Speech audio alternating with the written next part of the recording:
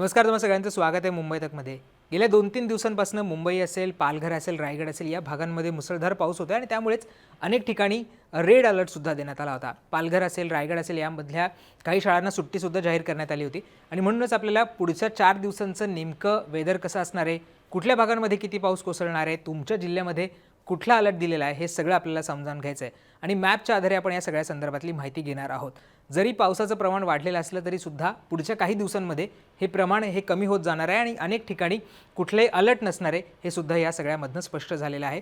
सुरुवात करूयात आपण उद्यापासून। उद्या नेमके कुठल्या भागामध्ये कुठले अलर्ट्स आहेत हे समजावून घेऊयात। उद्याचा आपण जर विचार केला तर उद्या आपण बघितलं तर रायगड असेल, पुण्याचा घाटमाथा असेल, साताऱ्याचा घाटमाथा असेल, इथे ऑरेंज अलर्ट दिलेला आहे, तिथे मुसळधार पाऊस होऊ शकतो असं हवामान विभागाकडून सांगण्यात आलेलं आहे।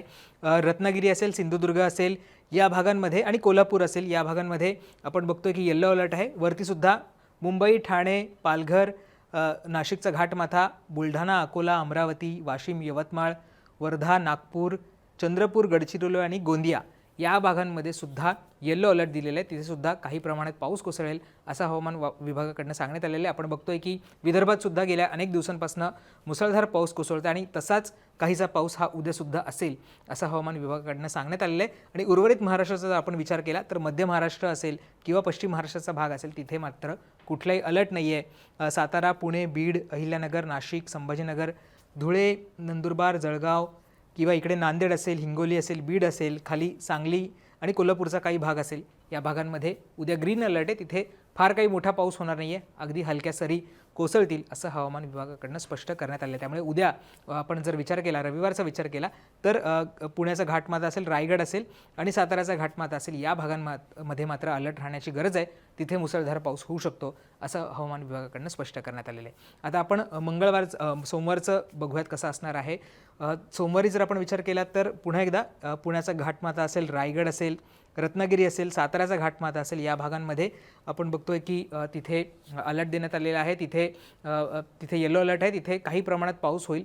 पण उर्वरित महाराष्ट्रामध्ये कुठेच अलर्ट नाही आहे, सगळीकडे ग्रीन अलर्ट आहे, कुठली वॉर्निंग देण्यात आलेली, त्यामुळे अगदी मध्यम स्वरूपाचा किंवा हलका पाऊस पडेल पण फार काही मोठा पाऊस महाराष्ट्रामध्ये होईल असं चित्र हे सोमवारी तरी नाही आहे। त्यामुळे जे चाकरमानी आहेत, जे कामाला जाणारे लोक आहेत त्यांच्यासाठी हा काही प्रमाणात दिलासा आपण म्हणू शकतो। केवळ पुण्याचा घाटमाथा असेल, रायगड असेल आणि रत्नागिरी आणि साताऱ्याचा घाटमाथा या भागांमध्ये येलो अलर्ट आहे, तिथे काही प्रमाणात मुसळधार पाऊस होईल असं यामधनं स्पष्ट झालेलं आहे। आता आपण मंगळवारचं तापमान बघूयात, मंगळवारचं वेदर कसं असणार आहे। तर मंगळवारी सुद्धा फारसा काही बदल झालेला नाही आहे। आपण जर बघितलं तर पुण्याचा घाटमाथा असेल, साताऱ्याचा घाटमाथा असेल आणि रत्नागिरी असेल म्हणजे सह्याद्रीचा घाटमाथा आहे, तिथे येलो अलर्ट आहे, तिथे काही प्रमाणात पाऊस कोसळेल। पण उर्वरित महाराष्ट्रामध्ये कुठेच फारसा मोठा अलर्ट नाही आहे, सगळीकडे आपल्याला ग्रीन दिसतंय, त्यामुळे उर्वरित महाराष्ट्रामध्ये कुठेही मोठा पाऊस हा मंगळवारी पडेल असं चिन्ह सध्या तरी नाही आहे। अर्थात हे अपडेट्स बदलत जातात, त्यामुळे पुन्हा आहेत काही बदल होतात का हे पाहावं लागेल। पण जळगावचा जर आपण विचार केला तर जळगावमध्ये जरी ग्रीन अलर्ट असला तरी तिथे सुद्धा आपण बघतो की विजांच्या कडकडासह पाऊस होऊ शकतो असं तर इथे सांगण्यात आलेलं आहे। आणि अर्थातच पुण्याचा घाटमाथा, साताऱ्याचा घाटमाथा आणि रत्नागिरी इथे सुद्धा विजांच्या कडकडासह पाऊस होऊ शकतो असं या सगळ्यामधनं स्पष्ट झालेलं आहे, हवामान विभागाकडून स्पष्ट करण्यात आलेलं आहे। आता आपण बुधवारचं वेदर बघूयात, बुधवारी यामध्ये काय बदल होतोय का।